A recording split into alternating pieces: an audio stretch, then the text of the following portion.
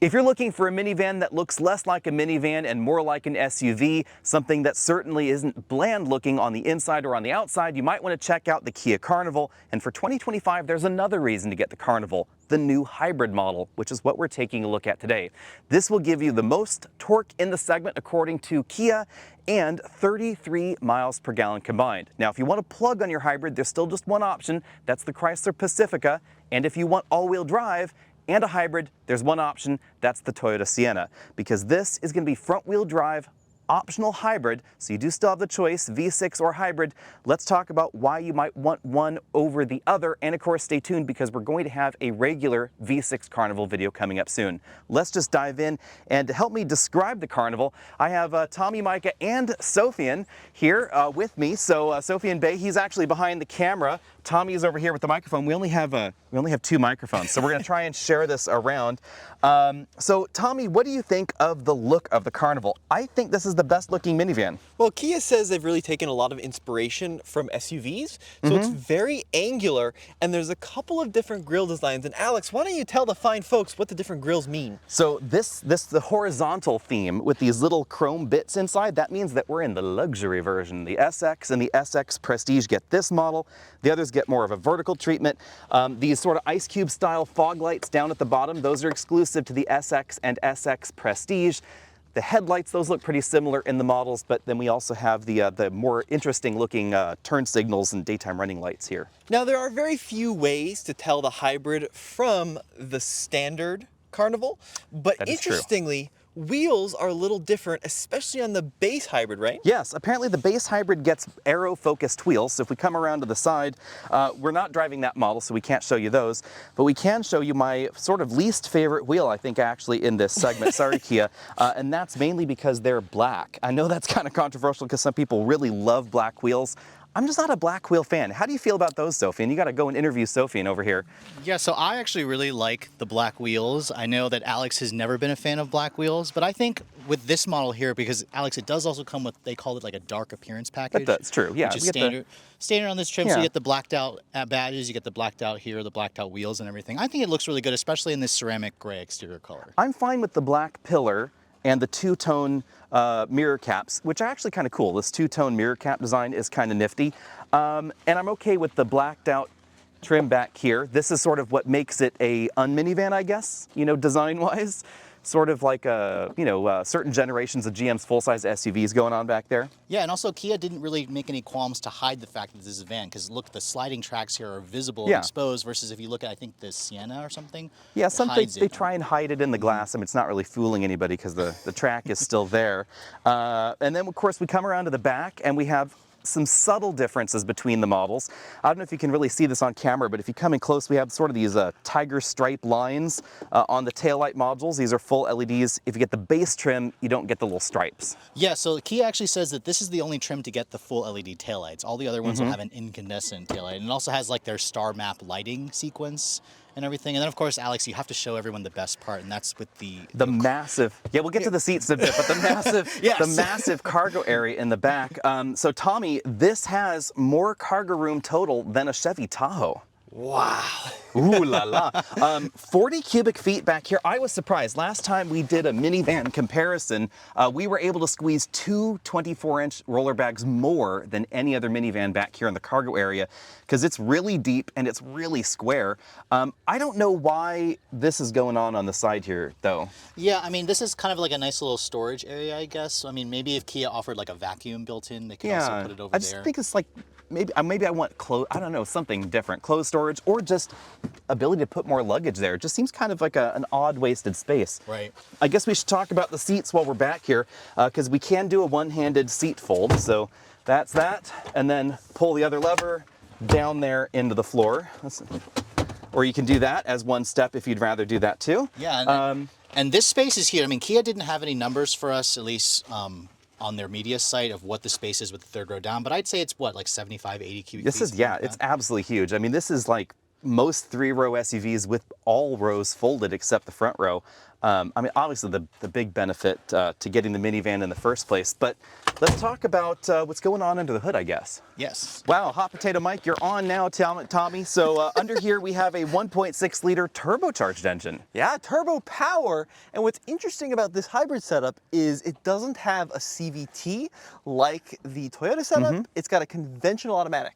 Yeah, regular old 6-speed automatic. So if you're interested in a hybrid that feels very normal, you know, this is the only option in the segment. Actually, all 3 hybrid options are quite different because the Pacifica is plug-in hybrid only, V6, and then we have the 4-cylinder Sienna, which doesn't have a lot of power or a lot of torque from that 2.5 liter engine, especially when the battery is depleted.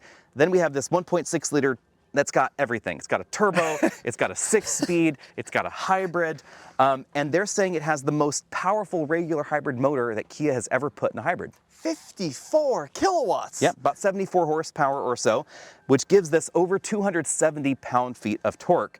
Of course, we're gonna try and see how quickly this will go 0 to 60, but according to Kia, you should get 33 miles per gallon on average, which is, according to the EPA, less than Sienna, more than Pacifica. But I would qualify this, guys out there, that in our review of the Sienna, and actually most reviews of the Sienna, most people don't seem to get 36 mpg. They're closer to the 30 mpg mark there.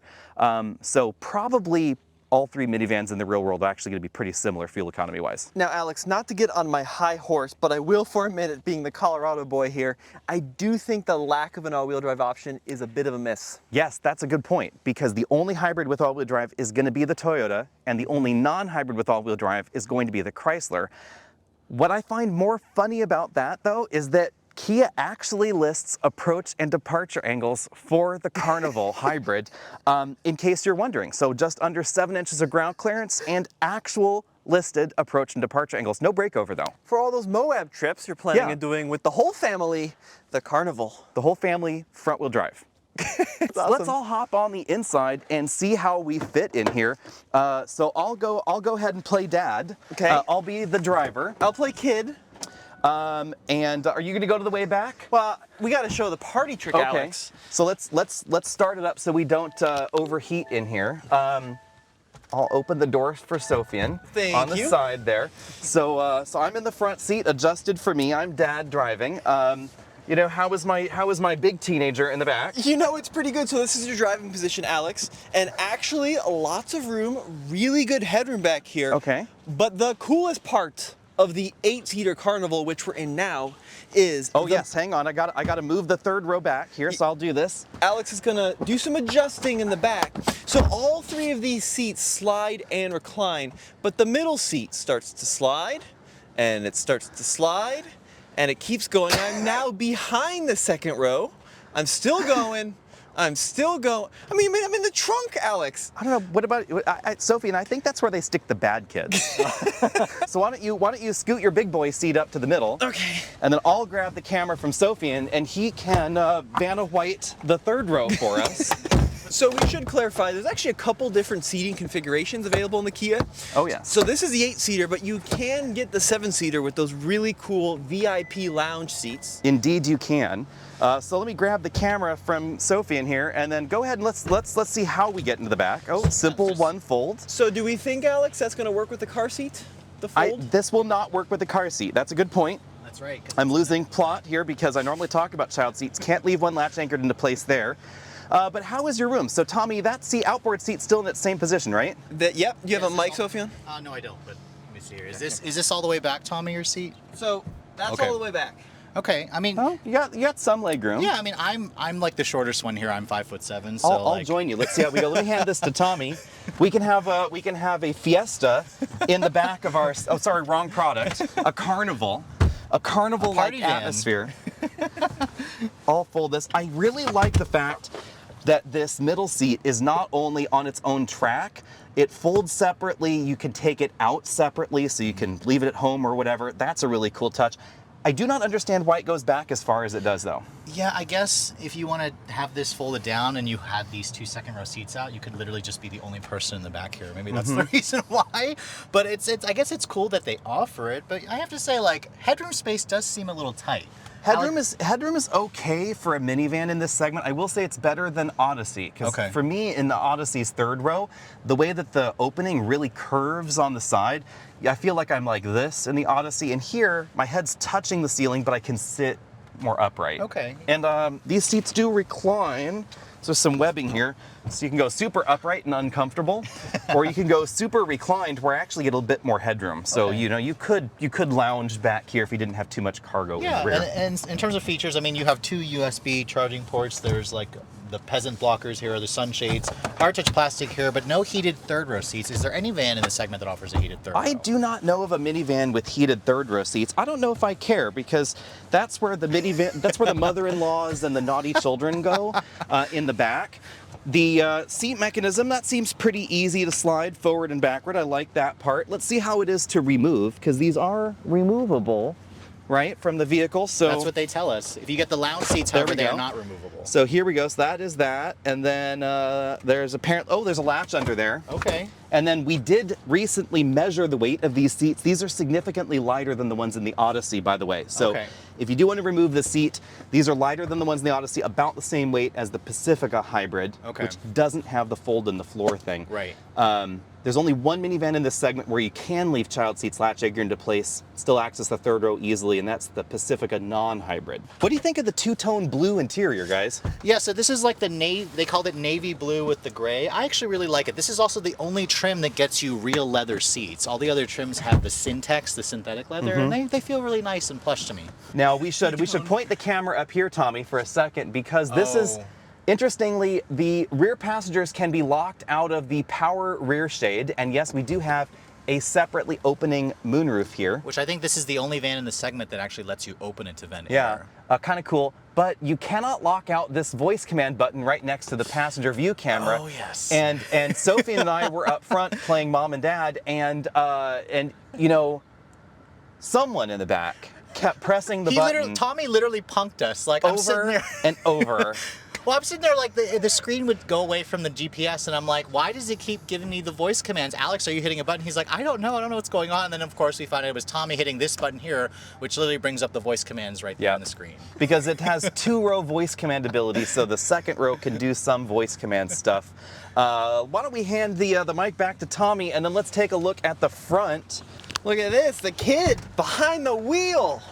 Got to teach them to drive at some age. You know, these youngsters, they're learning to drive earlier and earlier. So this is what we were talking about. So there's this blob. You want to push that button again, Alex? Oh, there you go.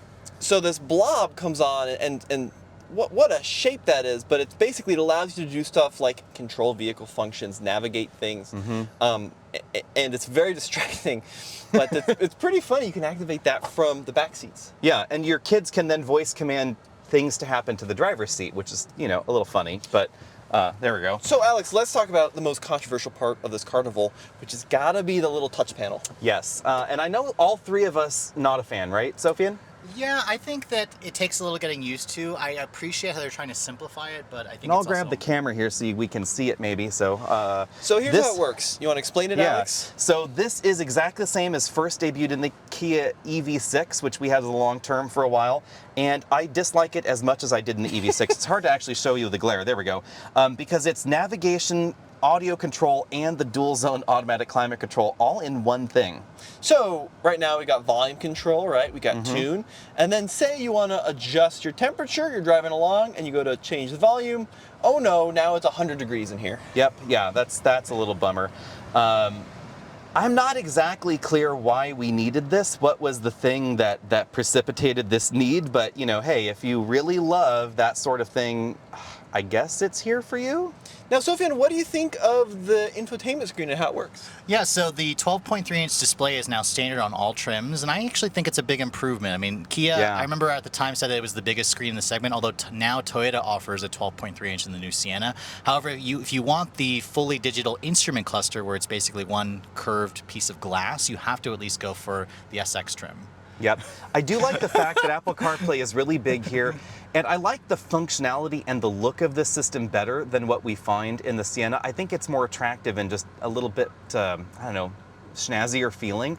I also really like Kia's full LCD instrument cluster, even though admittedly it's not as configurable as, you know, the average luxury car's full cluster. How's your headroom there, Tommy? It's actually really good. I was gonna say, I really like the seating position. Here, I can take this off. Yeah, sitting position and comfort I think is really good up front too. Yeah, it's excellent. These seats are super comfortable, really supportive. We've got good, you have lumbar on the passenger side? Let's check. I do not have lumbar over here, sadly, so apparently the passenger's not allowed to have lumbar. Okay, little myth, but we're also gonna find heads-up display. Yeah, that is a feature I really like, and Yeah. something that we don't really find in minivan purpose vehicles. Yeah, really a cool feature. And then we also have the digital rearview mirror, so you can go from the camera setup to the mirror.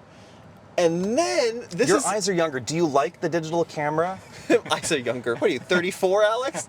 Sure, we'll go with that. Yes. You know, me in my mid-30s here. You know, I don't prefer it. Kind of Really? the augmentation from going to real life to digital. I just I like But doing this is that. designed for you youngsters, young families. See, I like it because if you like have the roof piled up with people and stuff, you can still see out of the back. Good so point. That's the reason why I like That's it. the only, the only time I would use it. If there was nobody in the back, or if it wasn't a limited thing, I would just use the regular. You know, I think we're in agreement. Overall, this interior is really nice. This is And the least minivan interior. yeah, it's just fantastic. I will say though, if I hop out the door here so I can actually point the camera though, this is also the least minivan practical interior because of the center console, Sofian.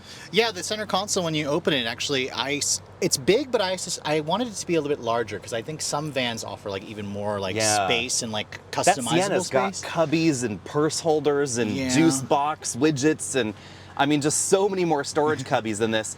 That is the one downside to really wanting this SUV-like center console because there's not a lot going on under there. No, and also the only difference you're gonna notice between this and the gas version is that shifter, Which looks fantastic. it looks like it was lifted out of a Genesis. It's almost got Yeah. that crystal glass look with this kind of, it's not metal. Well, actually, no, it is metal. I think it is metal. It is has metal. a really nice knurled edge there. That's really cool. But you know, then we have the black plastic, which is going to scratch easily. On the upside, though, heated and ventilated front seats, heated steering wheel, 360-degree camera, all nice touches there. Big cup holders. They're claiming they got bigger. Yeah, so you can easily fit those large water bottle jugs in there and whatnot. But I mean, overall, the interior definitely has the most modern feel to me. Build quality also seems good. But in terms of the tech, Kia definitely has it made there, especially with their latest software. I really like And that. I really like this blue and ivory sort of thing that Kia's been doing on a number of models. I just think that this is a classy color combo. And for us Starbucks girlies out there, you can now fit a Trenta drink apparently. Trenta? What is a Trenta? The Trenta's the one that Like a is 32 ounce? it's obscenely large. Oh my God. Obscenely large, yeah. And That is a lot of coffee. Yeah, and like even an Nalgene apparently will fit in that spot. I know what those are. I know what the Nalgenes are. Second sunroof over your head there, Tommy. That's Yep. also powered. Manual shades on both of them, which I don't think is a problem at all. Yeah, I think it's fine. How's the air vent situation back there in the middle? So they're actually they're in the ceiling, as you can see here, and they I do like direct the a lot of it. ceiling mounted air vents. Yeah, then the climate's over on this side here. Where are I your mean, cup holders? Cup holders Just are right here in the center? and in the doors as well. Oh, you got door pockets. Right, and then okay. I think is there one here when you full distance? Yes. Oh, there's two over here. Okay. Wow. Ooh la la. So, but do we have a sufficient cup holderage for 8 people and 8 cups? Let's count. So we got 2 There's up here, 2 more 2 in the back stationary here. here, 2 in the back. Yep. So that's Or 6. Or 4 in the back. Actually. Oh, 4 in the back. Yep. Okay, yeah. So the required number of cup holders to check. The road Right. trip essentials. 6 USB-Cs, so 2 people are going without charging. That is surprising, What? actually, how there's only 6. Six. So bring your power banks, guys. You'll just have to share. No drive section in the minivan would be complete without a party in the minivan, so we're all 3 in here, and Tommy drew the short straw since he's the youngest. He's sitting in the way back. So are you ready to feel the breathtaking acceleration as we pull out here from the side? Yes, I'm Let's ready do for it. this. Okay, we're in sport mode. Hang on to your hats, hang on to your lunch pails. Crazy dad driver over here. 9.3. Okay, so that's about a half a second faster versus when we did it in my video, although this time We're we're going downhill. down, a little bit downhill. And it's also like, it feels like it's like 90 degrees outside. It is pretty toasty outside, and we're of course not at sea level. On the other hand, it's not gonna be that much different at sea level. Let's be honest. Yeah, I mean, 242 horsepower, 271 pound-feet of torque. I imagine this model to be a little slower than the V6, so I'm not terribly surprised. The one thing I will say is it's not just people that live in snow that may want all-wheel drive, not just people that live in the mountains or whatever. I think some people may be concerned about all-wheel drive just for gravel roads or the fear of getting stuck on a shoulder, and that's one of those peace of mind things that I think a lot of minivan shoppers are liking, because you don't want to get stranded with a minivan full of people. Even if it's not rational, I think it's kind of a, I don't know, a safety net. What do you think? Well, plus the fact that the Kia touts... turning rate's pretty nice. That is actually pretty good. Kia touts this as a multi-purpose vehicle, and it's like if you really want to truly be an MPV, you need to offer that all-weather traction. Yeah, and that's that. Again, we'll keep harping on it, but one thing I want. When it comes to the way the transmission in the hybrid drivetrain feels, this is very different than the Pacifica and the Sienna, because we have that traditional 6-speed automatic transmission. How do you feel about that, Tommy? Are you pro 6-speed? Are you anti 6-speed? What's your thought? It's a great question. I am very much pro 6-speed. It feels like a more positive engagement when you're accelerating down the road, and it really helps this vehicle feel more car-like in its performance. Yeah. Like we've all experienced the Sienna, which is a very potent, relatively fuel-efficient powertrain, but especially at altitude and especially over mountain passes, that kind of drone starts to get old. Yeah. This vehicle's not going to have that same problem. And it's worth noting that in that Sienna, because it's a naturally aspirated 4-cylinder engine and the hybrid system is adding actually quite a lot of power to that total, when you run out of battery, which in a minivan does not take long on Highway 17 in the Bay Area where you're going up and over that mountain pass, a few hundred feet in elevation and that battery is basically dead already, you're left with just that naturally aspirated low torque engine, and it's just screaming, sounding a little bit rough under the hood, and definitely feels sluggish. Here at least you still have the turbo and a lot of low end torque from the engine to kind of compensate for that. Obviously, electric motor's adding a lot, but it's not adding as much as it does in the Sienna. Right, so I'm definitely going to have to disagree with you guys. I would prefer it to be a CVT, surprisingly. You want that smoother feel? I do, and that's the thing is I think people who drive a hybrid, they don't really care about a traditional gear change. They just want it to be really smooth, really refined. They also want the trade-off from gas to electric to be as seamless as possible, and I think that this is where the 6-speed shows its disadvantages to the CVT and the Toyota system. It is worth noting, it depends on how you're driving it. So if you were driving it like you were driving it a moment ago, where he was really trying to make us all barf in the car, I was starting to taste breakfast, then it's definitely going to be rougher. Absolutely no question. But here, if you're driving it in eco mode and you're driving it like I think most minivan owners would drive it, I don't think there's going to be a huge difference. With the screaming kiddo in the back pushing a lot of buttons that they shouldn't be pushing? Yeah, that sort of thing. I think that it comes across as a really well-designed transmission and drivetrain, but with those compromises. If you want that traditional feel, we have this. If you want the smoother feel, which I actually agree with you that I like the smoother feel, but I'm constantly told by shoppers that they hate that. Really? Yeah, and it's Honda actually admitted that in their customer surveys, customers disliked that feel so much that they programmed fake shifts into their transmission. Yeah, and I don't like the fake shifts because you can actually get rid of those on the Hondas when you brake torque it, which is kind of funny. Which is super weird. Like if you actually want to go faster 0 to 60, you can avoid that, that fake shifting, which is completely nonsensical and just inefficient, etc.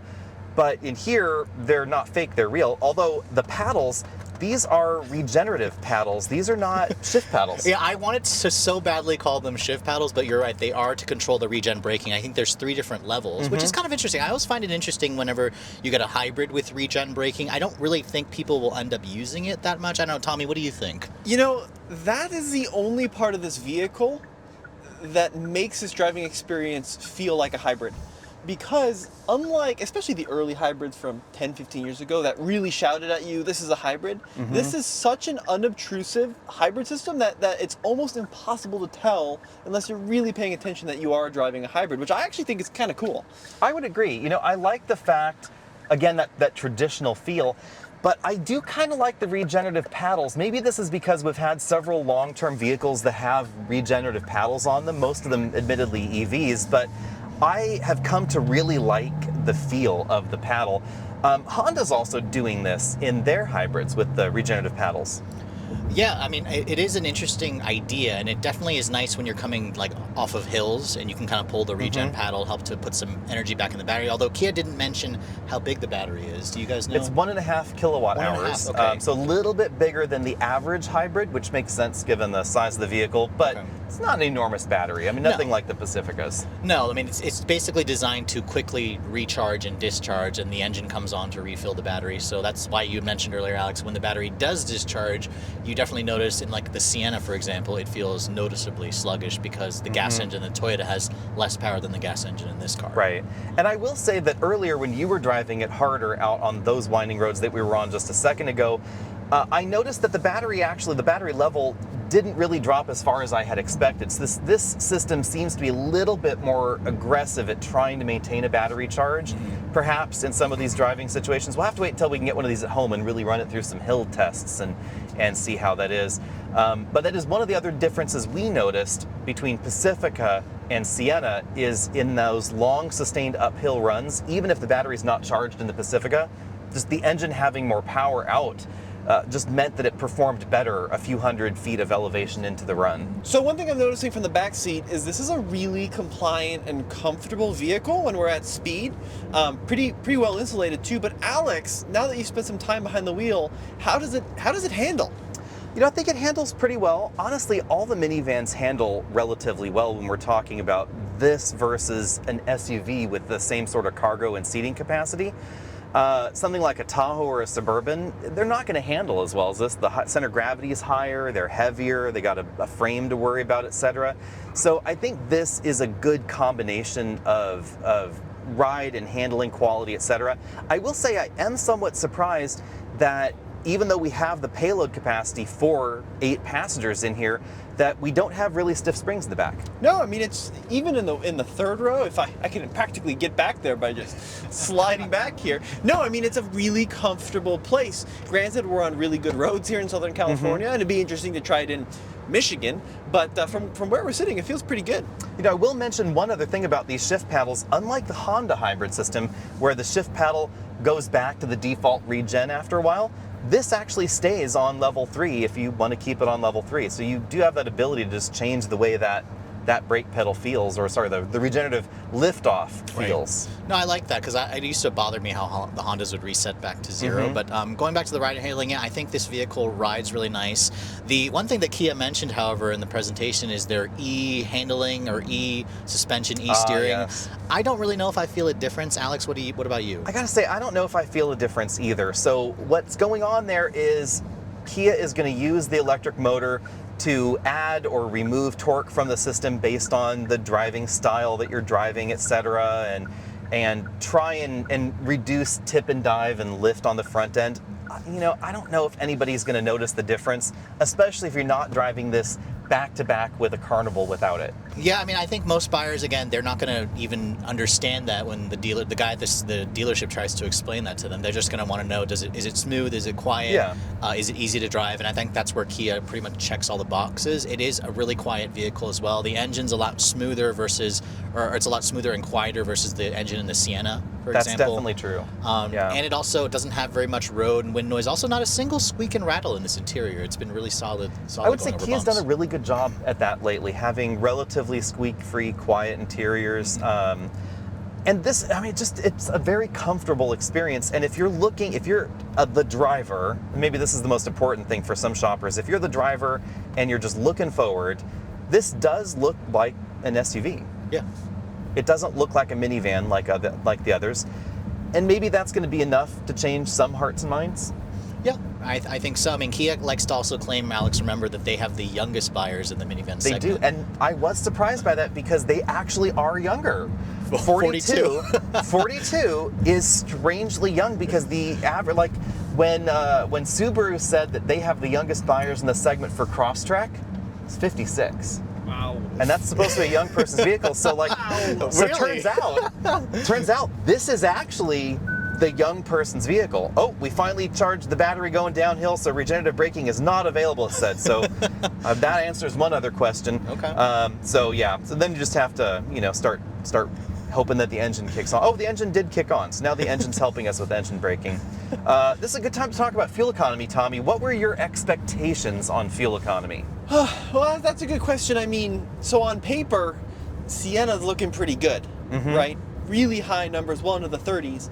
And I think on paper, the numbers for this Kia are also pretty good. Good enough to the point where it makes me wonder what is the point of having the V6 anymore? Because if we can deliver good power and efficiency and torque with this hybrid system, why continue the V6 in the lineup? What do you think?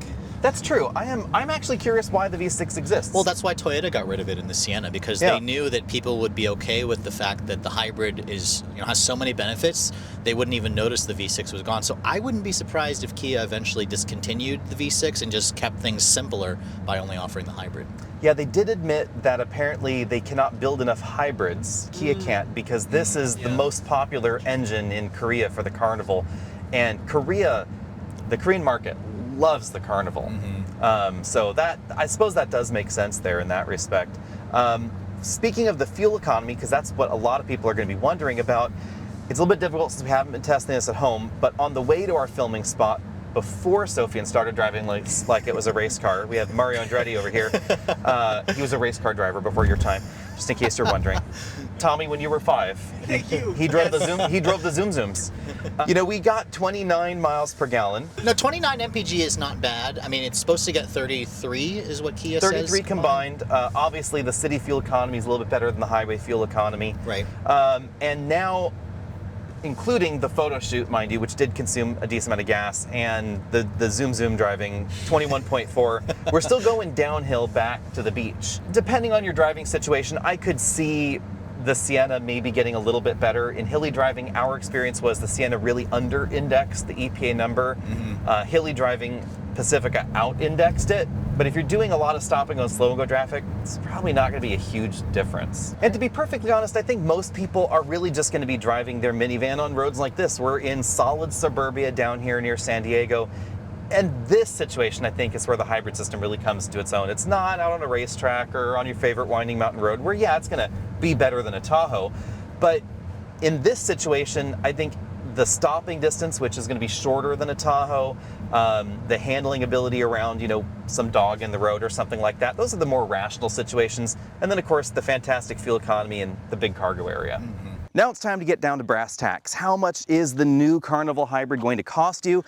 $40,500 plus destination, which is $1,395, as I recall. I think that's what they said, and it's about $4,000 more than the base version of the gas and Carnival. $2,000 more across the lineup than the comparable gas model, because there is no base version of the hybrid. You have to get at least the LXS. And then you can work your way up the trim ladder. But aside from that, basically everything that's available in the regular Carnival is available in the hybrid. Yeah, and I think that's a really great choice or decision of Kia to do that. And I also think they priced it fairly well too, because with the 12 MPG improvement over the gas, you're going to make back that $2,000 easily within the 5-year time of ownership of this vehicle. And feature for feature, it is the least expensive minivan in this segment. It has the ICE version has the lowest base price in the segment currently, including the new 2025 Voyager, which I don't understand why we brought Voyager back, even though it's a Pacifica. That's a $40,000 Just Pacifica make the still? Pacifica cheaper.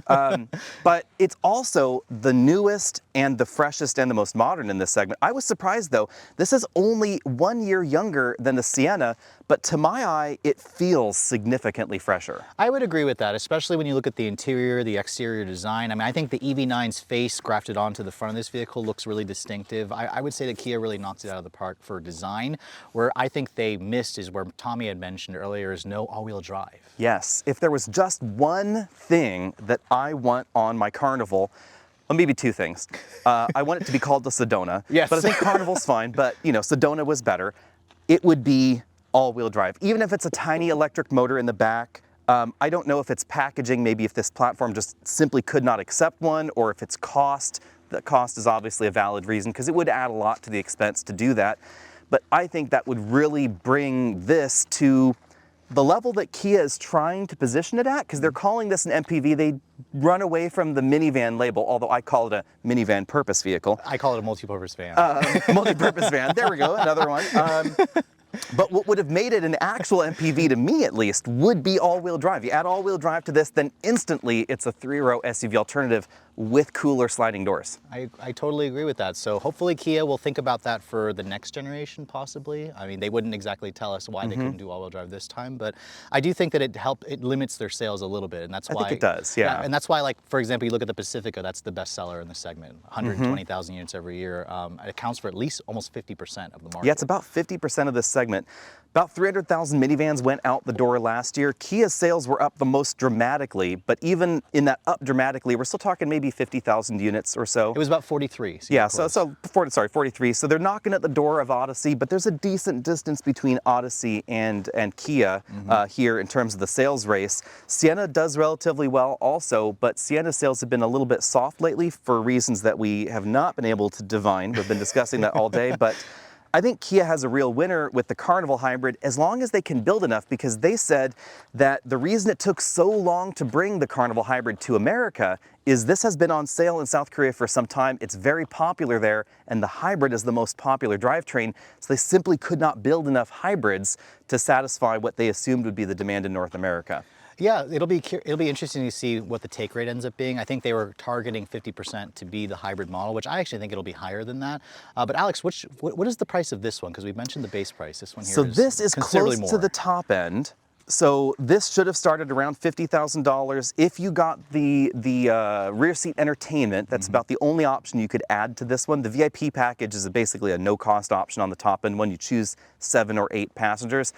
So with the rear seat entertainment system, you end up at 56 or so, including destination. This is probably slightly below that because of that lack of rear seat entertainment system. Right. So we're talking premium pricing in this segment, but it does appear that you can actually get some of the competition either to this level or higher, and that competition is not going to have some of the doodads we find inside. The bigger LCD cluster, the heads-up display, the dual opening sunroof, etc. But you could get all-wheel drive. Yeah, and the most expensive competitor is the Pacifica. That one gets to be at like around 60 grand. Yeah. Which is also, it's the oldest competitor out there too, so. Yeah, the Pacifica is pretty pricey, but it does have one thing this does not have, and that is a plug. Plug-in hybrid, yep. And the plug-in hybrid part is really cool. You will get a tax credit on it, so that can lower your effective cost. You can drive in the carpool lane all by yourself in some states, so after you've dropped the kids off at school, you can use that carpool lane to get yourself to work. Kind of a handy thing there with the Pacifica plug-in hybrid. But of course, you have to decide whether the plug-in hybrid is what you're interested in first, and then you have to realize that you also have to give up the 8-seat functionality in the Pacifica if you want the plug-in hybrid, and you give up the fold-in-the-floor second-row seats, which are the main reason, I think, to get the Pacifica in the first place. Be sure and let us know what you think about all that down there in the comment section below, and big thanks to Tommy from TFL, and of course Sofian from Redline for joining me out here in sunny San Diego, where we are baking in the sun. So we're gonna hop in, turn on the air conditioning, and we will see all of you later.